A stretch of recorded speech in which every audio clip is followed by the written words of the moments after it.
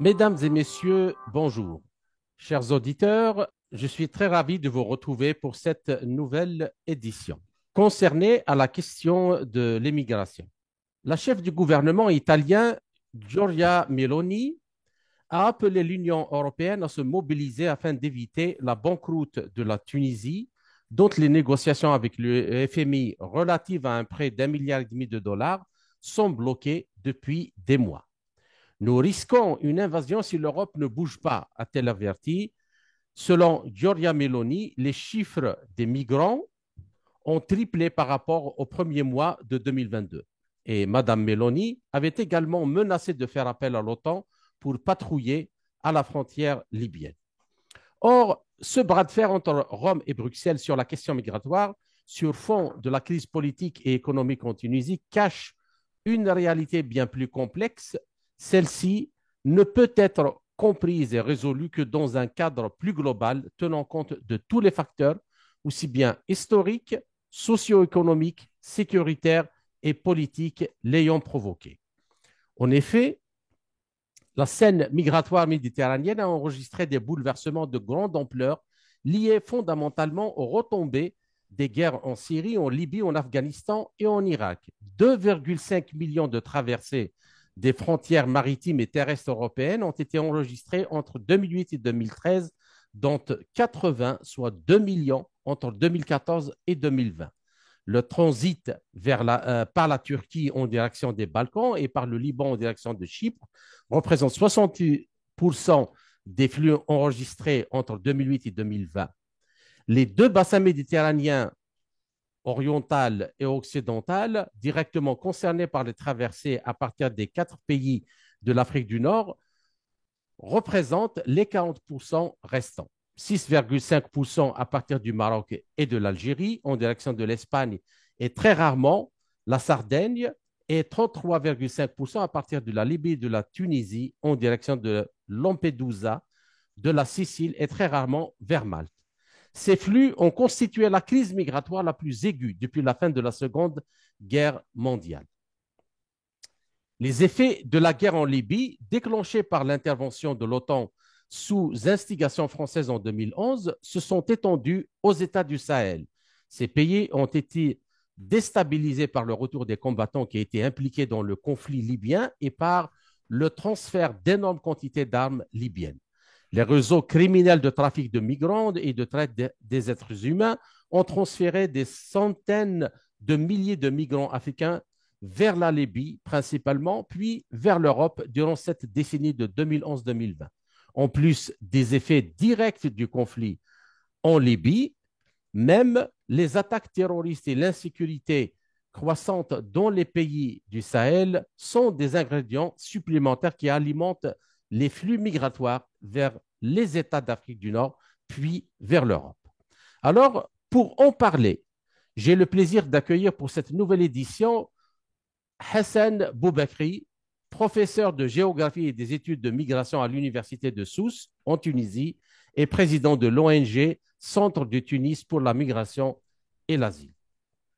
Professeur Hassan Boubakri, bonjour et merci de nous avoir accordé cet entretien. Bonjour, Monsieur Lawage. À mon tour, je vous remercie infiniment pour votre attention. Alors, la première question, Monsieur Boubakri, quelles sont les raisons ayant aggravé ces derniers mois la crise migratoire vers l'Europe via les pays du Maghreb? Et comme cette polémique qui a éclaté, ça fait quelques jours, est-ce que l'octroi d'un prêt d'1,5 milliard de dollars par l'UFM à la Tunisie est susceptible d'en venir à bout? Qu'en pensez-vous? Bon, alors, évidemment, bon, la Tunisie, n'oublions pas que la Tunisie fait partie de l'Afrique du Nord et que l'Afrique du Nord fait partie, c'est le voisinage sud de l'Europe. Mais en même temps, l'Europe est notre voisin du Nord. Donc, nous, par souci en quelque sorte de nord-africanisme, de nord-africain centrisme, on peut dire que nous aussi, nous avons notre voisinage sud qui est l'Afrique subsaharienne et nous avons notre voisinage nord qui est l'Europe. Donc, en d'autres termes, nous avons des enjeux et des défis en matière de migration pour des raisons multiples.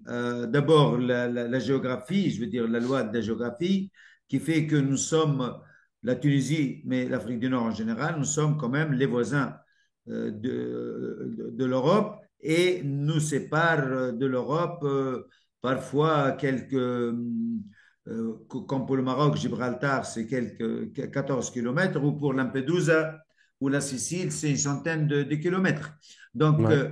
je veux dire, l'histoire de la mobilité, des échanges humains entre d'un côté l'Afrique du Nord et de l'autre côté l'Europe, et deuxièmement entre l'Afrique du Nord et le sud du Sahara, la région du Sahel, reviennent à l'Antiquité. Rappelez-vous qu'il y avait le commerce des caravanes, tous Mhm. les échanges humains et économiques depuis l'Antiquité entre l'Afrique du Nord et l'Afrique subsaharienne, comme entre l'Afrique du Nord et l'Europe du Sud avec les empires romains, grecs, etc. Donc, aujourd'hui, parce que nous avons beaucoup de moyens d'information, nous sommes envahis par les informations, par les images, on a l'impression que c'est nouveau. Peut-être c'est nouveau au niveau, je veux dire, du nombre, mais ce n'est pas nouveau au niveau des phénomènes et des échanges dans les deux sens.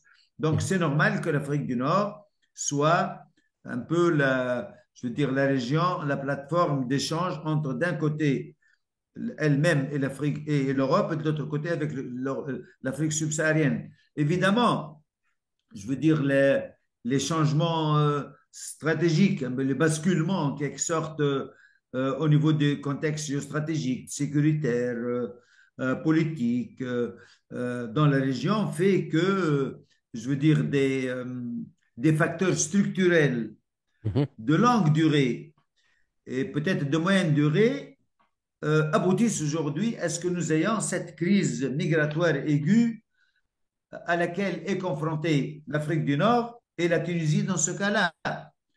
Quand je dis facteurs structurels, il y a ce qui est classique et connu, c'est quand même le sous-développement et toutes les difficultés qu'a l'Afrique, les pays d'Afrique en général, y compris parce que l'Afrique du Nord, c'est une région en développement aussi, c'est pas une région développée. Pour le moment, on insiste, moi je dirais que, en gros, l'élément central qui fait que nous sommes confrontés à autant de migrations irrégulières est lié à l'accumulation des effets de l'externalisation et de la fermeture des portes de l'Europe à la mobilité venant du Sud. Nous Mhm. partageons une mer. Il y a eu la déclaration de Barcelone en 1994 qui parlait d'une zone de prospérité partagée. Mhm. Nous sommes à 40 ans de Barcelone, 94 dans combien Presque. 23, oui, oui, c'est ça, 30 ans plutôt. 30 Mhm. ans, 3 décennies de Barcelone, et nous ne voyons pas pointer le nez de cette prospérité partagée. L'écart reste grand entre les revenus de l'Européen et les revenus de la population au sud de la Méditerranée. Donc, c'est normal que nous ayons cet appel de l'Europe Et qui puis, dit on peut même rajouter que, même rappeler que les accords se sont suivis sur l'association avec l'Union européenne et sur le plan économique, alors qu'il contient aussi de la question de la mobilité, ils n'ont été respectés que sur le plan commercial à sens unique, c'est-à-dire de l'Europe vers le sud de la Méditerranée et pas à l'inverse. Et la question de la mobilité, pas du tout respectée. oui, justement, parce qu'en fait, j'allais y arriver, c'est-à-dire nous avons la déclaration de Barcelone, après les accords d'association, la signature des accords de réadmission à la fin des années 80, à la fin des années 90, entre d'un côté le Maroc et la Tunisie et de l'autre côté l'Italie, l'Espagne et les pays européens. Depuis la signature de ces accords de réadmission, nous avons entamé une phase de ce qu'on appelle l'externalisation, c'est-à-dire le transfert de contrôle des frontières extérieures de l'Europe vers les pays tiers. Donc, on fait en quelque sorte ces accords d'association, ils ont permis une liberté je veux dire, de faire du commerce et des échanges économiques, commerciaux, mais ils n'ont pas abouti à une liberté de circulation, ce qui n'est pas normal. Donc, je veux dire, ça, c'est l'un des reproches. Je rappelle que la migration irrégulière vers l'Europe, elle a commencé à partir du moment où le système Schengen a été mis en place. Ça, c'est Mhm. vraiment, c'est comme 1 plus 1 égale 2. C'est indiscutable. Et depuis cette période, je veux dire, l'Europe ne cesse de fermer ses portes, de rendre les conditions ou les possibilités d'arrêt de séjour et d'entrée de plus en plus difficiles. D'accord. Et en parallèle, le résultat, c'est que l'immigration irrégulière s'est développée et les gens ont cherché par tous les moyens, par toutes les routes pour atteindre l'Europe parce que ça fait partie, je veux dire, des logiques de l'évolution des relations entre les deux pays, entre les deux blocs, je veux dire, les deux régions. D'accord. Alors, maintenant, j'aimerais bien quand même rappeler un fait qui est très important, c'est celui concernant la Libye. Alors, la Libye est traditionnellement considérée comme un pays de destination pour l'immigration. Dans l'ensemble, la circulation, comme vous l'avez rappelé à juste titre, et la mobilité ne sont pas nouvelles dans la région subsaharienne et nord-africaine. Et selon les données de l'Organisation internationale pour l'immigration en 2011, il y avait environ 2,5 millions de travailleurs migrants en Libye avant le début du conflit, c'est-à-dire de l'intervention de l'OTAN en Libye, et près de 800 000 ont fui lorsque le conflit a éclaté, ce qui a laissé un vide important dans des secteurs clés de l'économie du pays. Et il faut aussi rappeler une chose, c'est que la population de l'époque se composait, c'est-à-dire des migrants, se composait principalement de personnes originaires des pays voisins, mais comprenait également un certain nombre de ressortissants des pays d'Asie, d'Europe de l'Est, qui avaient cherché du travail en Libye au fil des années. Alors, la question ainsi, n'est-il pas évident que c'est la destruction de l'État libyen en 2011 qui a fait exploser le phénomène migratoire vers l'Europe? Et n'est-il pas plus judicieux de faire cesser les armes dans ce pays et veiller à sa reconstruction pour mettre un terme à ce fléau au lieu de dépenser de l'argent pour contenir les migrants sur son sol dans le cadre de cette politique d'externalisation ou comme sur celui des voisins maghrébins? Oui, là, vous évoquez une question que je traite depuis au moins 2 décennies, parce que, comme vous l'avez dit, la Libye, n'oublions pas, avant 2011, était le premier pays d'immigration en Afrique. Il était le Mhm. premier pays. Absolument. Ce n'est qu'après 2011 que la Côte d'Ivoire et la République sud-africaine sont devenus les premiers pays. Nous avons l'Afrique du Sud qui est maintenant le premier pôle d'immigration, de destination, suivi par la Côte d'Ivoire et peut-être, je veux dire, d'autres pays qui reçoivent surtout des réfugiés. Donc la Libye, c'est normal. Ça c'était l'ex-secrétaire je veux dire, l'ex-ministre des Affaires étrangères de la Libye, Abdeslam Triki, qui avait Mhm. déclaré en 2008 ou 2009, je crois, que la Libye accueillait 2,5 millions de migrants.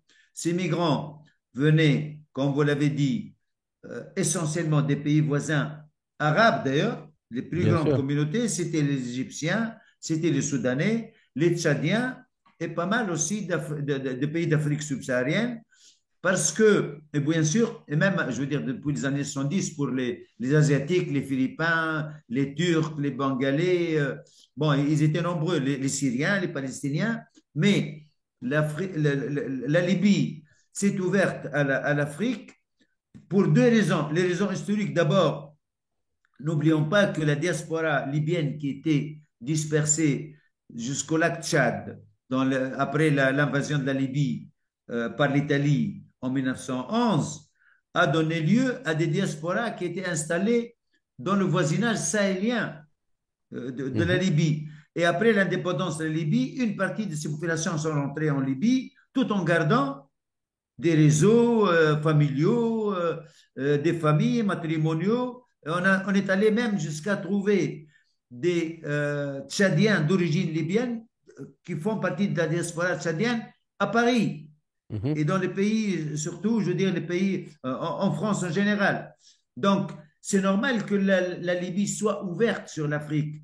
Et à cela s'ajoute l'effet d'embargo quand le régime de Kadhafi s'est retrouvé en face du monde. Le monde arabe, il a appliqué l'embargo. Le monde occidental, il a appliqué l'embargo, mais pas tous les pays africains. C'est pour ça qu'il a ouvert les portes de la Libye, je veux dire, aux Africains. Donc, mhm. en quelque sorte, avant 2011, il y a une forte tradition, je veux dire, de migration en Libye, ajoutée au fait que, essentiellement, parce que la Libye est un pays de rente pétrolière et Mhm. pour sa construction dans les années 70-80, c'est la main-d'œuvre étrangère tchadienne, soudanaise, essentiellement égyptienne, mais aussi de plus en plus subsaharienne qui s'est retrouvée en Libye. Alors, arrivé en 2011, je veux dire, les subsahariens se sont retrouvés entre, comme on dit, entre le marteau et l'enclume.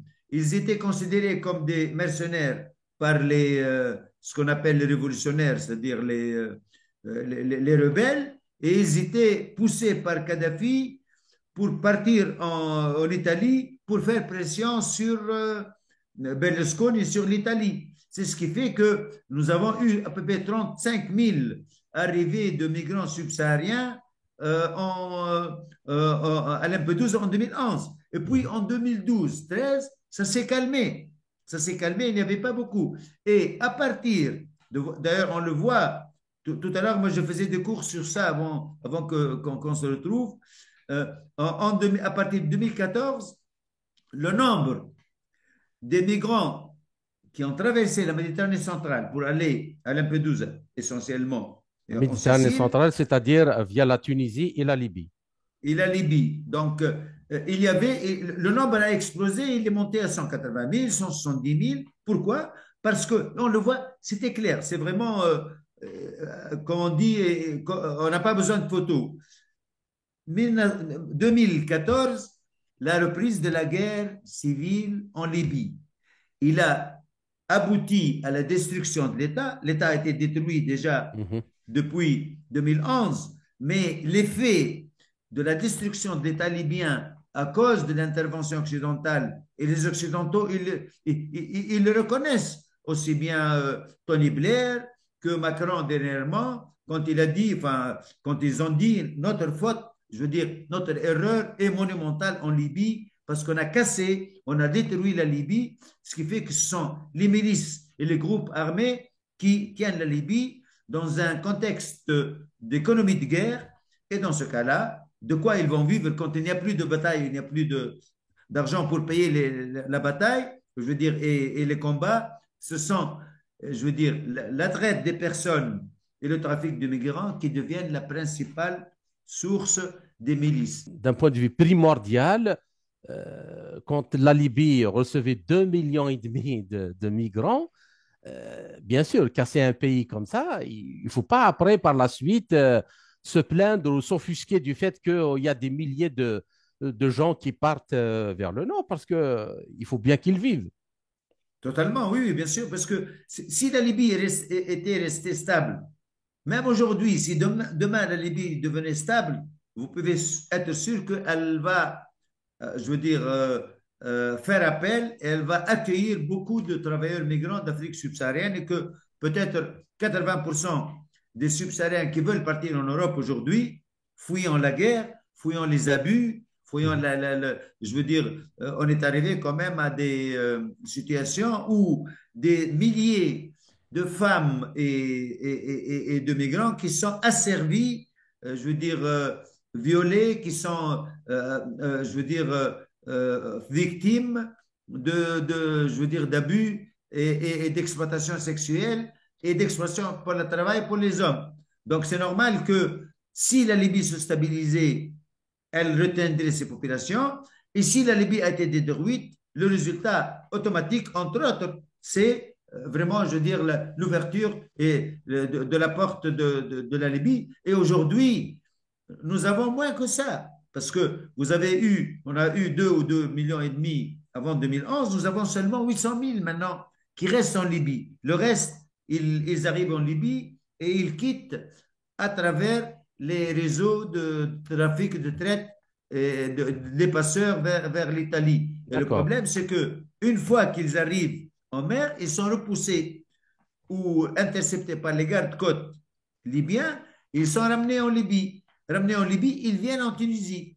Peut-être tout à l'heure, on peut arriver. Pourquoi il y a eu Oui, cette crise migratoire en Tunisie par rapport aux subsahariens avec le discours du président, absolument. tout cela. C'est justement, j'en viens avec la prochaine question.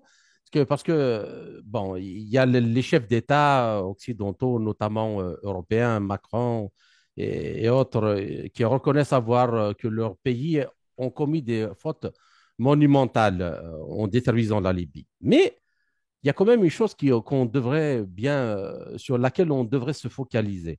Parce que selon des experts sécuritaires, les puissances occidentales, notamment européennes, n'ont pas intérêt à ce que la situation change en Libye. Et le fait est qu'ils profitent du pétrole et du gaz libyen vendus à prix cassé sur le marché noir par les groupes armés et les milices qui contrôlent les gisements. Alors, il y a quand même une Ça, espèce d'hypocrisie de déclarer comme ça et en même temps de faire en sorte qu'il n'y ait pas de changement politique dans le pays pour qu'il puisse être donc stabilisé. Alors, qu'en pensez-vous? Et dans ce cas, écoutez, quel droit les Européens qui profitent du pillage de la Libye insistent-ils sur la nécessité de mettre en place des centres de rétention dans les pays maghrébins, jouant ainsi aux pompiers pyromanes? mhm. Écoutez, moi, je ne veux pas rentrer un peu dans des polémiques. Moi, je voudrais faire entendre la parole académique et des Mhm, évidences, des données, des faits. Ce qu'on voit, je veux dire, même au niveau politique, nous avons des déclarations même de l'ONU, de beaucoup de partenaires de la Libye qui disent qu'il y a des puissances, des États, des partis qui ne veulent pas que la situation se stabilise en Libye. Alors, mhm. après, vérifier qui a besoin, je crois que ça, c'est un jeu, je veux dire, diplomatique, un jeu de relations internationales et un jeu d'intérêt où personne, tout le monde a son diable dans sa poche, comme on dit. Donc, que aussi bien, je veux dire, les Occidentaux que les pays du Golfe, que l'Algérie, que la Russie, que tout. Ça, c'est normal, je veux dire, dans un jeu surtout pour un pays aussi riche. Moi, j'ai fait Mhm. à un certain moment un suivi de relations au niveau migratoire entre l'Italie et la Libye depuis l'embargo. On s'est rendu compte que, je veux dire, il y avait un jeu entre Kadhafi, Berlusconi et l'Italie en général. À chaque fois que l'Italie voulait avoir plus de renforcer ses intérêts économiques à travers l'ENI, je veux dire le pétrole, tout cela, ils lâchaient et ils appuyaient Kadhafi malgré l'embargo. Donc, ça, c'est clair que c'est sûr que des pays peut-être n'ont pas besoin, certaines puissances, je veux dire, ils s'en foutent de la question migratoire et ont besoin un peu de tenir la Libye et de Non, bah, qu'elle parce que soit. justement, c'est-à-dire que le maintien de cette situation et le pillage, c'est-à-dire des ressources qui pourraient être exploitées dans le pays pour la reconstruction et donc le maintien des populations et même l'accueil de migrants, c'est ça qui fait que la chose explose.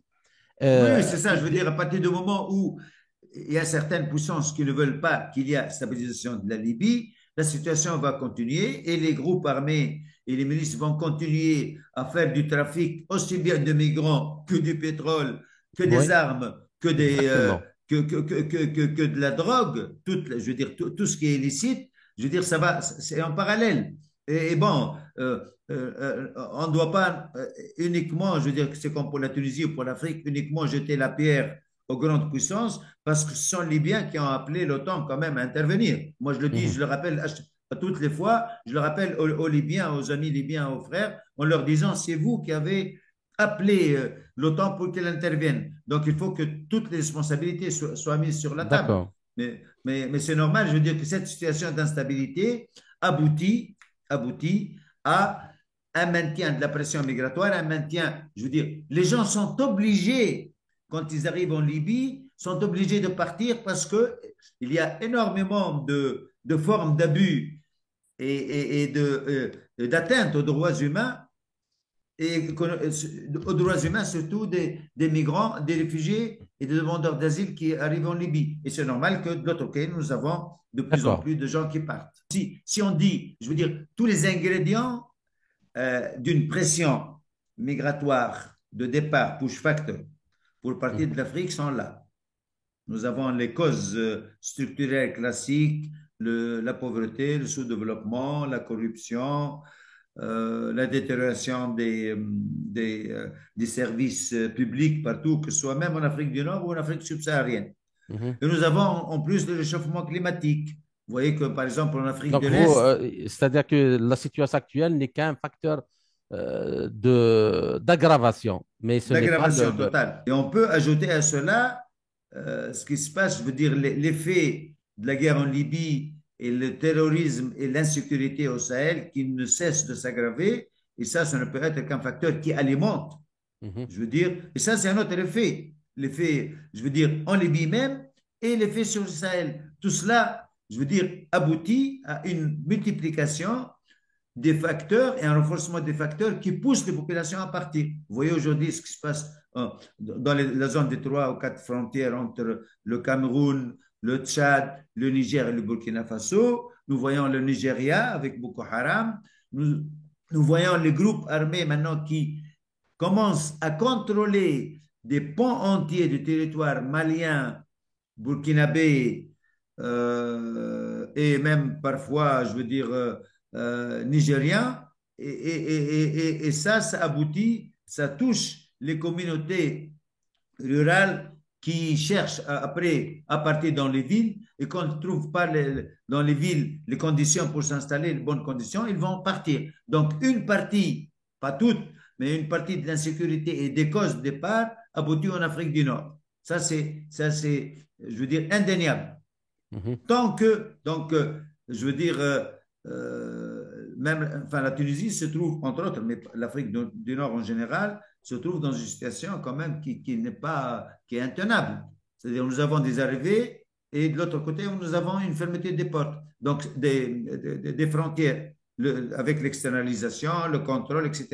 Le résultat, c'est que, en quelque sorte, l'Afrique du Nord devient une prison à porte ouverte aussi bien pour les populations subsahariennes qui ne peuvent plus aller en Afrique, enfin en Europe, que les populations subsahariennes qui arrivent en Afrique du Nord par les routes, je veux dire, sahariennes surtout, et après, ils ne peuvent plus partir en Europe, ils restent.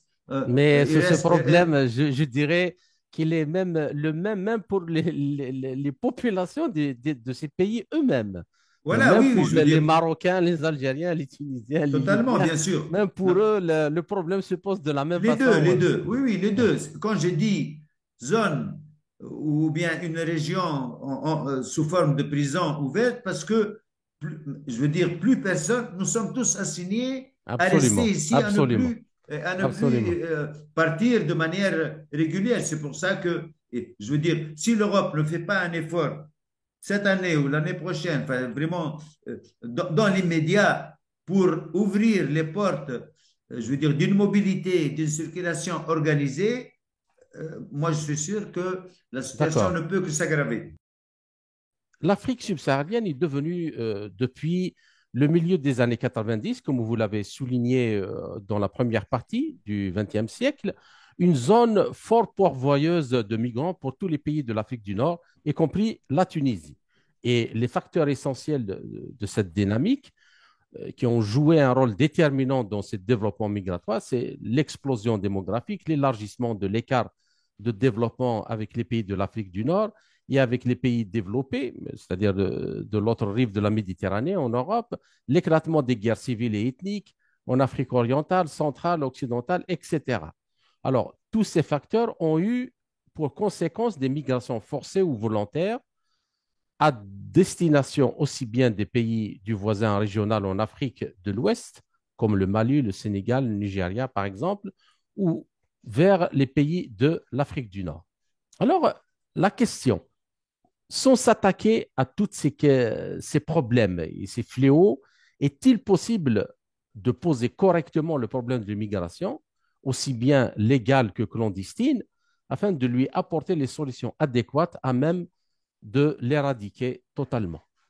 Là, vous posez des questions de fond qui demandent des réponses un peu, des articulations avec ce qui se passe. Donc, moi, je crois que il y a un adage qui disait que, il me semble, c'était qui, j'ai oublié, Alfred Sauvy ou Pierre-Georges, j'ai oublié, qui a dit quand les richesses, je veux dire, les populations ne trouvent pas les richesses, ils vont les chercher ailleurs. Ils vont chercher là.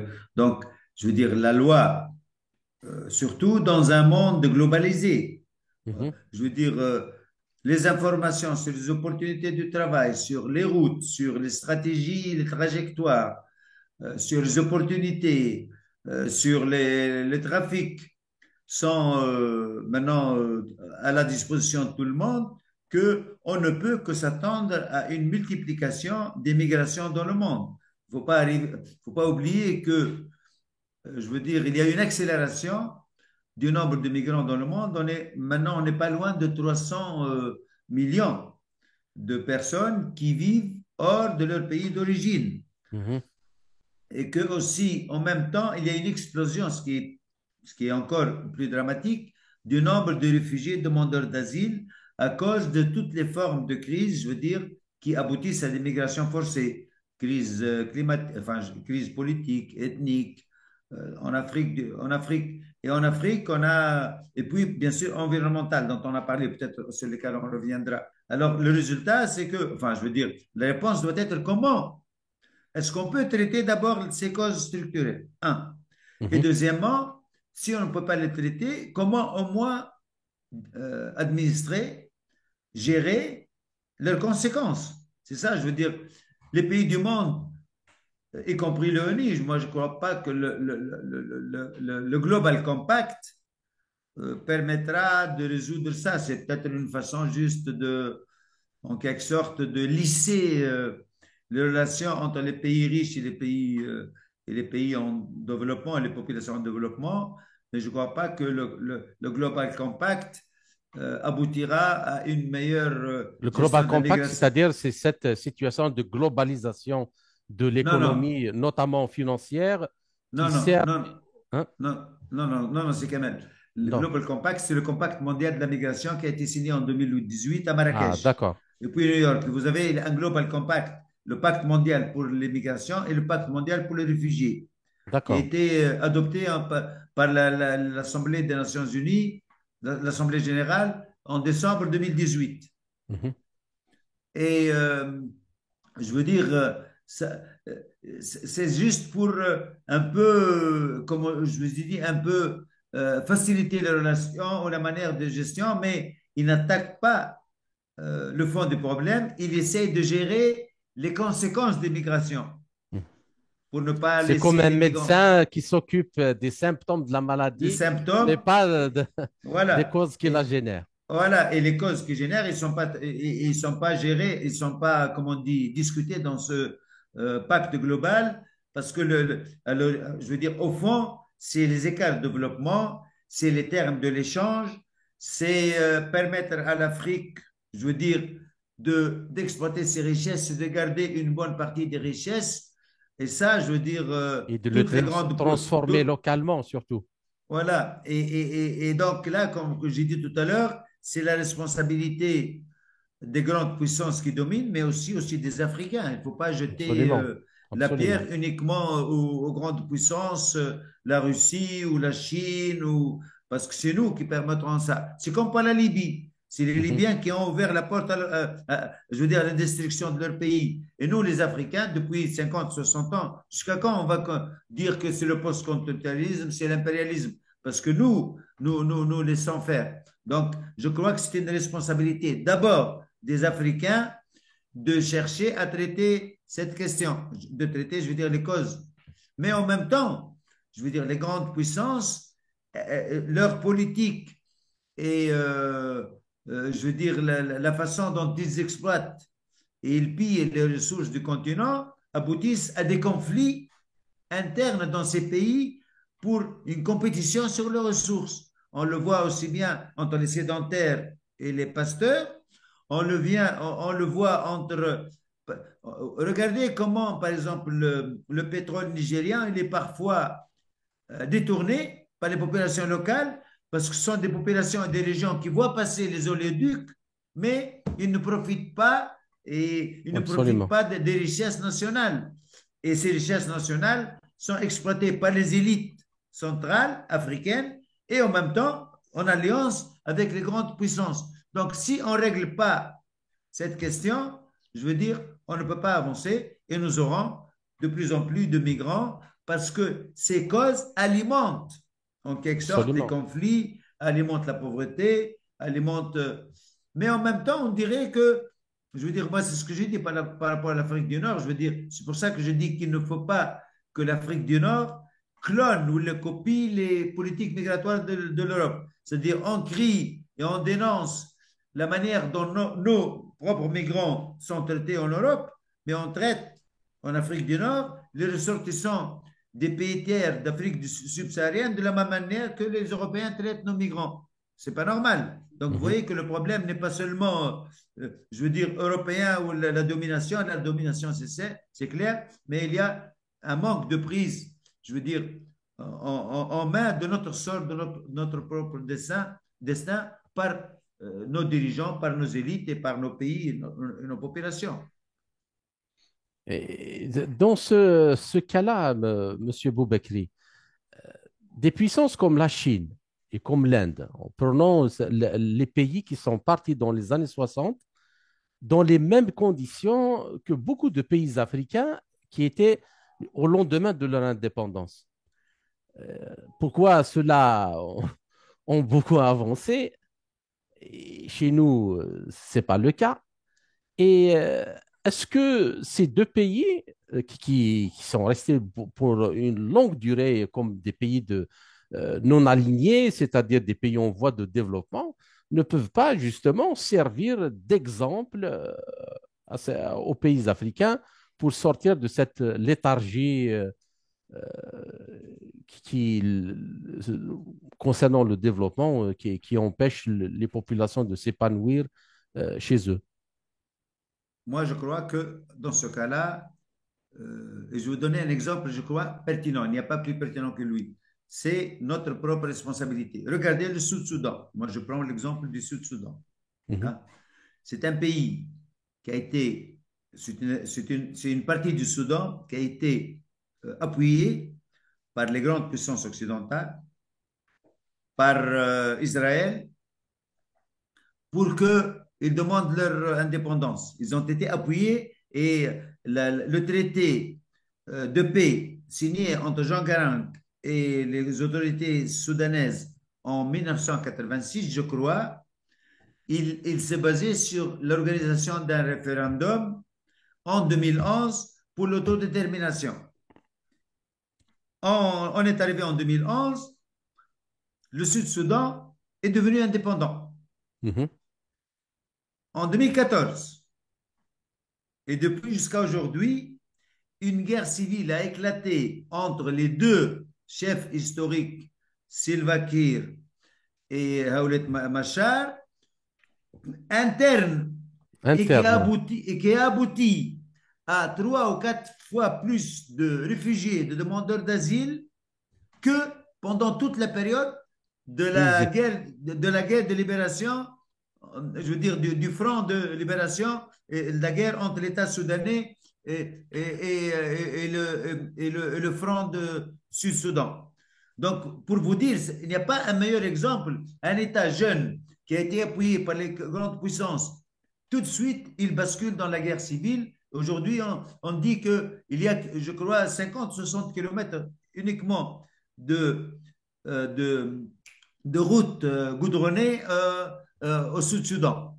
Et que la population, je veux dire la guerre civile est tellement sévère, je veux dire, et dramatique que, je veux dire, les populations ne peuvent plus même revenir derrière. Regardez le cas de l'Afrique, la République centrafricaine.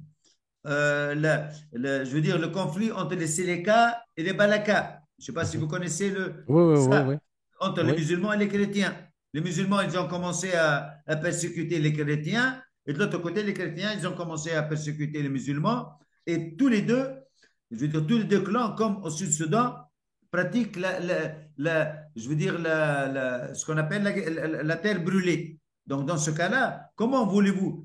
Est-ce que je veux dire, ces deux cas sont le résultat de grandes puissances? Non, non, non, je ne crois pas. Peut-être derrière, mais bon, la Chine, ou je ne sais pas. Mais je veux dire, les grandes puissances, par exemple, qui ont appuyé l'indépendance du Sud-Soudan ne voulaient pas que le Soudan bascule dans la guerre civile. Donc la guerre civile, elle est de la responsabilité des élites africaines, des classes politiques africaines et des Africains plus que d'eux. Et donc, moi, je crois que, je ne sais pas, vraiment, je suis enfin, pessimiste dans le sens où je ne vois pas de perspective pour une réelle prise de conscience, sauf ce qu'on voit peut-être aujourd'hui comme probable basculement planétaire au niveau de l'ordre mondial. Je ne sais pas si cet Je ordre voulais mondial justement peut vous donner poser, lieu à quelque chose. Juste pour vous justement dire voulais vous que, poser une question sur ça, parce que il y a quand même, si on prend les pays de l'Afrique francophone, membres de la zone franc CFA, le franc CFA, il est quand même un instrument de blocage de développement absolument phénoménal. C'est un instrument qui permet à la France de continuer à piller l'Afrique au vu au sud de tout le monde, sous le soleil, sans même s'en cacher. Alors, actuellement, après, il y a un monde quand même multipolaire que la Russie et la Chine défendent et le défendent avec beaucoup de force actuellement. Au mois d'août, il y aura, lors du sommet des pays des BRICS, l'idée d'une monnaie commune ou peut-être de plusieurs monnaies communes qui seront discutées et numérique, avec des, une monnaie numérique. voilà, et des possibilités d'investissement massif dans le développement. Est-ce que vous pensez que justement l'Afrique justement pourrait avoir une chance dans cet ordre-là, mais encore faut-il qu'il soit décidé à la saisir, comme vous Voilà. avez. Moi, juste, je vous informe que vous êtes à Moscou et que hier, je crois, ou avant-hier, une délégation de l'ANC est arrivée à Moscou pour discuter de la préparation du sommet d'août en Afrique du Sud sur les BRICS. Oui, Donc, ça veut dire que les choses sont en train de bouger. Mais j'espère que, je veux dire, cette nouvelle opportunité d'un nouvel ordre mondial où au moins, je veux dire, les capacités de nuisance ou d'exploitation et de pillage de l'Afrique par les, euh, les multinationales, surtout occidentales, j'espère qu'elle ne sera pas remplacée par un pillage par les nouvelles puissances comme la Chine ou la Russie, j'espère. Donc, et ça ne dépend que des Africains. Ça ne dépend que des Africains, puisque nous avons quand même de grandes puissances africaines. Maintenant, nous avons l'Algérie, nous avons, je veux dire, l'Afrique du Sud, nous avons en partie le Nigeria, nous avons l'Éthiopie, nous avons le Kenya, quand même qui sont le Congo, la RDC, quand même qui sont de grandes puissances au niveau des ressources, mais qui n'ont pas aujourd'hui, je veux dire, les moyens au moins de contrôler leur destin et de contrôler leurs ressources. Alors, si ce basculement de l'ordre mondial que nous souhaitons aboutit je veux dire, à une prise en main du destin de l'Afrique, peut-être que ça ne sera pas dans 10 ans, ça ne sera pas dans 20 ans, peut-être dans 3 4 décennies, peut-être arrivera-t-on un jour où nous allons voir les flux migratoires s'inverser dans le sens où les Africains vont trouver sur place les moyens de survivre et de bien vivre même par rapport à aujourd'hui où nous sommes dans une situation où nous essayons de rentrer, nous sommes aux portes des pays riches alors que ces pays riches sont déjà en déclin. Voilà.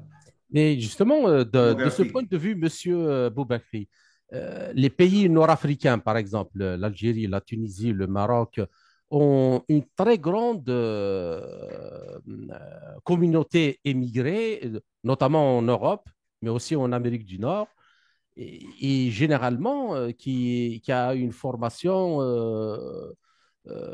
très élevée parce qu'il y a beaucoup d'étudiants qui partent chaque année pour faire des études. Est-ce que justement cet ordre mondial, si la volonté politique suit, les pays africains et nord-africains ne pourrait-il pas, c'est-à-dire inciter un retour de ces élites et pour faire en sorte que le pays puisse sortir du sous-développement en s'appuyant sur Euh, ses propres enfants? alors, peut-être vous le savez, mais savez-vous que au niveau de l'Union africaine, Mhm. il y a 5 régions économiques, ce qu'on appelle communauté économique régionale. Vous le Oui, savez. Et la sixième région, c'est la diaspora africaine à l'étranger. L'Union africaine considère que les diasporas africaines forment une communauté économique à elles seules. Donc, absolument. au niveau de l'Union africaine, ils sont conscients de ça. Et moi, je ne dirais pas qu'il faut qu'il y ait retour, non, qu'il y ait mobilité, qu'il y ait contribution au développement. Absolument. Parce que C'est ce que là je où ils voulais dire. sont, voilà, là où ils sont, il faut qu'ils restent. Il faut qu'ils restent d'abord parce que les moyens qui sont mis à côté, ils ne les retrouvent pas chez eux, chez elles, sinon ils ne partiraient pas. Et deux, il faut que peut-être petit à petit, ils contribuent à peser sur les politiques internes des pays où ils sont de destination pour justement, en quelque sorte, protéger ou promouvoir les intérêts de leur pays d'origine ou de leur continent. Dans un contexte de prospérité, d'échange et de paix, ça peut jouer. Ça peut jouer. Et, mais aujourd'hui, bon, il ne faut pas trop se leurrer. Au jour d'aujourd'hui, moi j'ai fait une étude dernièrement sur, j'ai lu une étude de l'OCDE, quand même, avec le, je veux dire, le recul historique, les diasporas marocaines, algériennes et tunisiennes restent dominées par des gens qui sont très peu éduqués. Je veux dire, la relève n'est pas encore, peut-être il faut attendre 10 ans, que l'ascension sociale des communautés d'origine nord-africaine, par exemple, aboutira à ce que les nouvelles générations soient beaucoup plus compétentes, plus éduquées Mhm. et formées, je veux dire par rapport à leurs parents, aux générations, aux Les premières premières générations. générations d'immigrés. Voilà. Et deuxièmement, il y a une alimentation par les arrivées de compétences algériennes qui viennent d'Afrique du Nord parce qu'ils ne trouvent pas, justement, comme la diaspora africaine, ils ne trouvent pas les conditions, les opportunités pour se développer. Donc, ils arrivent en Afrique. Donc, petit à petit, ces deux ressources, Justement, ils vont, c'est une question, moi-même me trouvant à l'étranger, c'est une je question vois, oui. qu'on se pose tous. C'est-à-dire que la communauté émigrée, justement, soulève ce problème à chaque fois. Mais pourquoi pas ne pas poser la question de créer les moyens? Il faut les créer. Il ne faut pas juste Oui, oui. attendre à ce qu'ils soient. Non, non, mais au moins, je veux dire, au moins les créer pour ceux qui ne sont pas encore partis. C'est ça. Les créer, c'est, je veux dire, parce qu'on le voit, je veux dire, l'autre jour, par exemple, j'ai participé à une émission avec le ministère de la Santé sur la fuite des cerveaux, c'est-à-dire le départ des médecins, Mhm, comme partout, en Algérie, au Maroc, en Afrique, en Tunisie. Et il y a trois ingrédients qui alimentent cet exode. Un, c'est les salaires et les revenus qui restent très bas. Deux, c'est les conditions de travail et de promotion, c'est vraiment les laboratoires, les moyens. euh. Et troisièmement, c'est aussi les relations professionnelles. Les relations professionnelles restent très paternalistes entre, je veux dire, les médecins, seniors, etc. Donc, s'il y a réforme, il faut réformer à trois niveaux. Au niveau des revenus, au niveau des conditions d'épanouissement scientifique de ces compétences et troisièmement, au niveau, je veux dire, d'un épanouissement professionnel dans le sens où il ne faut pas que je veux dire, les seniors bloquent la promotion des juniors. C'est ça. Si on veut vraiment traiter cette question de départ des migrants. Mais quand même, en gros, on peut dire que l'élément fondamental, c'est la différence de revenus entre les médecins ou les ingénieurs qui partent en Europe et ceux qui restent dans leur propre pays où leur salaire ne représente même pas le cinquième de ce qu'ils peuvent gagner en Europe. C'est ça. Dans le cadre d'organisation régionale, prenons l'exemple, par exemple, les pays maghrébins. Donc, il y a des pays qui ont des ressources financières énormes comme l'Algérie. Il y a d'autres pays moins, mais il y a la ressource humaine qui est très importante.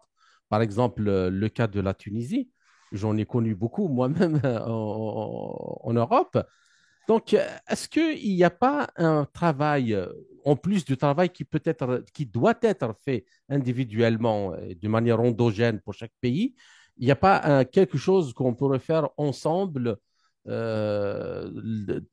en coopérant sur des domaines différents pour justement faire en sorte que les choses bougent et que ce pont de coopération avec la diaspora à l'étranger puisse s'établir très vite.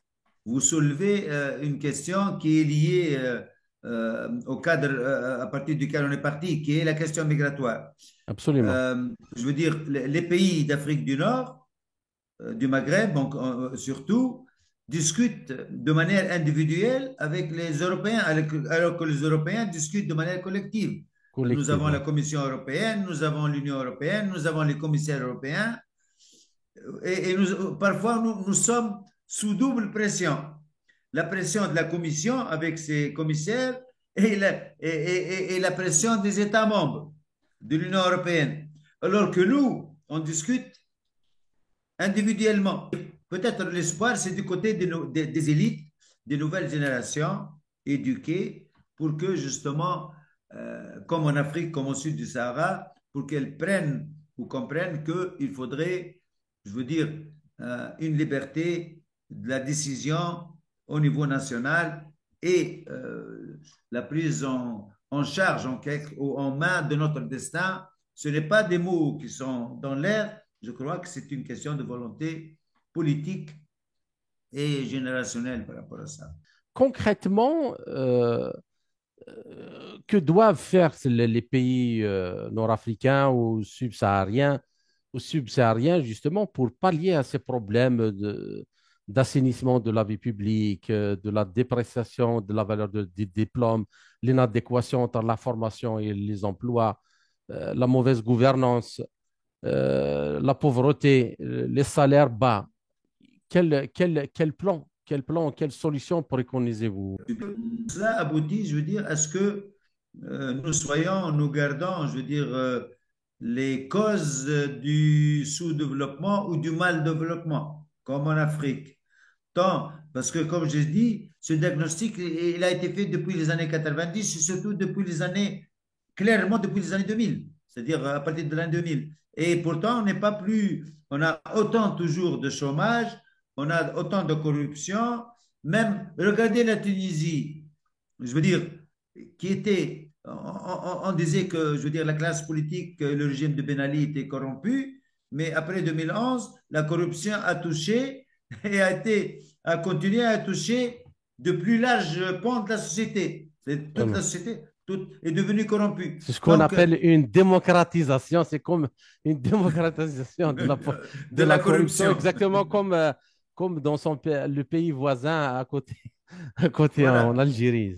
Voilà, donc c'est pour vous dire, je veux dire que c'est pour ça, moi, quand on a commencé l'interview, j'ai dit une partie des facteurs structurels de la migration irrégulière des Maghrébins, des Tunisiens ou des Algériens est liée à notre manière, à la gouvernance, la mauvaise gouvernance politique et économique chez nous.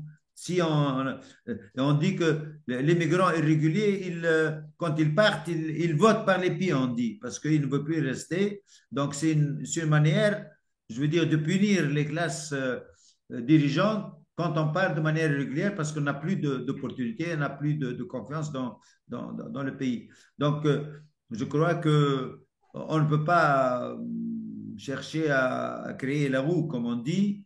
Il faudrait tout simplement, je veux dire, mettre en place les conditions d'une transparence de la vie publique et une démocratisation, une tolérance et une capacité d'être, je veux dire, de respecter les lois dans tous les pays. Je veux dire, ça, c'est les conditions pour que la vie politique soit assainie. L'assainissement de la vie politique aboutira à un assainissement de l'investissement et de la vie économique. Et c'est comme ça que, petit à petit, je veux dire, les richesses sont créées, les emplois sont créés, parce qu'il y a un retour de la confiance. Sans ça, on restera aussi bien au nord du Sahara qu'au sud du Sahara, on restera sur ce diagnostic un peu de, je veux dire, de désenchantement 70 ans après les indépendances. Il ne faut pas oublier, on est Mhm. bientôt à cette décennie des indépendances. Il ne faut pas continuer à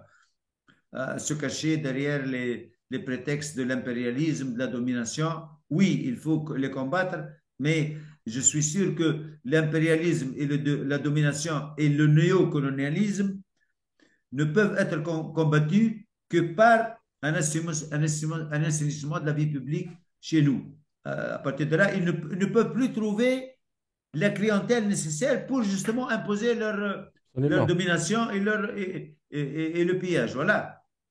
Et des exemples existent. La Chine, l'Inde, c'est des pays du Voilà. tiers-monde qui ont émergé et qui deviennent des puissances et qui imposent Totalement. qui Totalement. s'imposent et imposent leurs mots actuellement. Une dernière question, Monsieur Boubakri. Cette vague migratoire qui a frappé la Tunisie dernièrement et l'Algérie, quelles sont ses causes rapidement et est-ce que ça s'est atténué un peu? Laquelle vague Il y a migratoire? eu des vagues de migrants subsahariens qui sont beaucoup qui sont arrivés en Tunisie. Ça fait quelques semaines déjà, avec la polémique qu'on a attribuée au président de la République d'être raciste dans ses propos et tout. Donc, en Algérie aussi, on avait la même chose. Donc, qu'est-ce qui a provoqué ça rapidement? Et est-ce que ça s'est atténué un peu?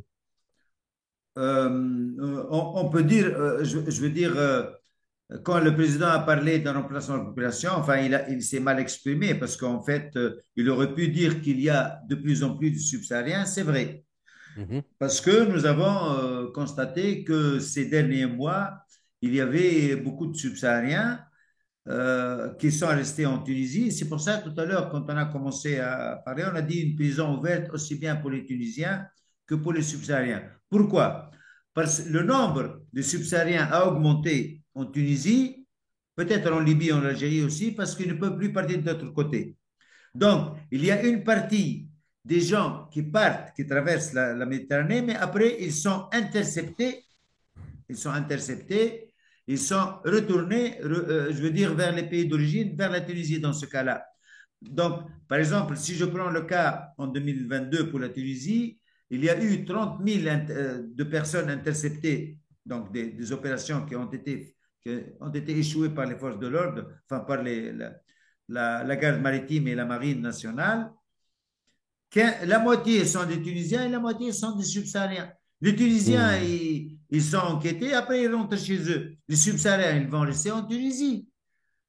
Donc, ça, Absolument. c'est un premier stock. Le deuxième stock, d'où il vient? Ce sont les subsahariens qui fuient l'Algérie et qui fuient la Libye. L'Algérie, parce que de plus en plus d'opérations d'expulsion sont organisées par les autorités algériennes vers le Mali, vers le Tchad, enfin vers le Niger, vers les pays voisins. Donc, les subsahariens qui arrivent là-bas, ils viennent en Tunisie pour essayer de partir vers l'Italie. Donc, ça, c'est je veux dire, une deuxième source qui fait augmenter le nombre des subsahariens en Tunisie. Du côté de la Libye, parce que la Libye, elle a élargi, tout à l'heure je l'ai dit, la zone SAR, elle a été élargie, et donc les gardes-côtes libyens ramènent de plus en plus de subsahariens qui essaient de partir. Et donc, ceux-ci, quand ils reviennent en Libye, ils trouvent le trafic, ils trouvent les abus, donc ils fuient vers la Tunisie parce qu'ils sont, je veux dire, victimes des différentes formes d'atteinte et d'abus en Libye. Donc ça, c'est la deuxième source qui Mhm, fait augmenter le nombre. La deuxième et la dernière source, ce sont les subsahariens qui rentrent en Tunisie de manière régulière parce qu'ils ne sont pas soumis, je veux dire, au visa. Ils viennent par les voies aériennes, ils viennent par les lignes aériennes tunisiennes, de Tunisair, ils rentrent en Tunisie de manière légale. Ils mhm. restent 3 mois, mais ils restent plus que 3 mois pour essayer de partir. Quand ils n'arrivent plus à partir, ils restent en Tunisie. Donc c'est pour ça que la Tunisie devient, malgré elle, un pays de destination, un pays en fait où les gens, où les flux se décomptent et restent sur place. Et du coup, ça donne lieu à ces vagues de xénophobie et de racisme contre les subsahariens qui sont développés par le Parti national, un parti xénophobe et raciste, comme les partis xénophobes et d'extrême droite en Europe. Et D'accord. c'est ce qui a fait que, je veux dire, on a dit que le président, il a un peu, comme on dit, il a répondu aux sirènes de l'extrême droite tunisienne, parce qu'il y a de plus en plus une crispation identitaire en Afrique du Nord aussi, comme en Europe. Et il y Mhm. a je veux dire, si l'opinion, une partie de l'opinion, comment dirais-je, s'est laissée emporter par cette vague de xénophobie parce qu'il y a une crise sociale, il y a une crise économique, Absolument. on le sait toujours. Et cette vague de xénophobie qui a été développée par une partie de la population tunisienne, elle a abouti à ces actes je veux dire, de violence contre les subsahariens. Mais en même temps, il y a eu quand même beaucoup d'organisations de la société civile et une bonne partie de la population tunisienne qui a tout de suite compris que ce n'était pas vrai et qu'ils ont défendu et ils ont soutenu les subsahariens. Et maintenant, les choses se sont un peu calmées parce que même les autorités, la police passe dans les rues et dit qu'il ne faut pas toucher aux D'accord. subsahariens et toute D'accord. personne, tout abus sera puni en quelque sorte si jamais les subsahariens sont touchés. Donc les D'accord. choses se calment, disons. Bien. D'accord. Ben, Voilà. je vous remercie beaucoup. Et, chers auditeurs, notre entretien arrive à sa fin. Et professeur Hassan Boubakri, je vous remercie pour cette interview passionnante et riche en informations. J'espère que nous avons réussi pour que personne ne s'y trompe à lever le voile sur les dessous de cette question de la crise migratoire et rappeler un certain nombre de vérités concernant les facteurs l'ayant déclenché et sur les moyens de la résoudre au profit de tous. J'espère vous retrouver dans quelques semaines à venir dans un autre entretien pour traiter d'un autre sujet. Merci encore une fois. À très bientôt. Au revoir. Et merci beaucoup pour votre accueil et pour votre interview. Au revoir.